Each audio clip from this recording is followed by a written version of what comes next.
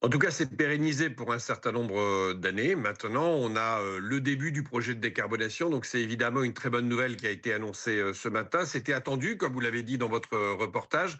C'est vrai qu'on se battait beaucoup. Il y avait déjà eu effectivement des annonces de plans de décarbonation, mais dans un contexte mondial qui était très différent. Depuis, le prix de l'énergie avait très fortement augmenté. On avait connu une concurrence déloyale de la Chine notamment.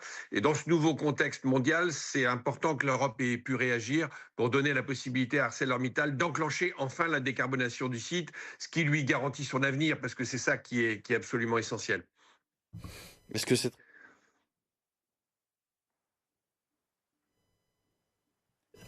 est-ce que cette réaction de l'Europe n'arrive pas un peu tard? Non, il fallait, vous savez, nous sommes 27 pays européens et il faut pouvoir se mettre d'accord. À 27, ce n'est pas évidemment aussi simple qu'aux États-Unis ou en Chine où une seule personne parfois décide pour tout le monde. On a un continent qui a une gouvernance où chacun des pays est respecté. Il faut se mettre d'accord à 27.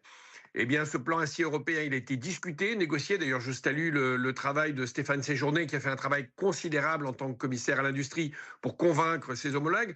Le président de la République aussi, qui a convaincu ses homologues chefs d'État au Conseil européen. Tout ce travail, finalement, permet aujourd'hui à l'Europe de pouvoir mieux se défendre, d'être plus souveraine à l'échelle mondiale. Et c'est aujourd'hui ça qui paye. Donc, oui, l'Europe prend toujours un petit peu plus de temps dans ses décisions. C'est vrai qu'on a un processus démocratique de gouvernance européenne qui peut être un peu différent de ce qui se passe aux États-Unis ou en Chine. Néanmoins, l'essentiel, c'est qu'on arrive et qu'on aboutit aux bonnes solutions, ce qui est le cas aujourd'hui.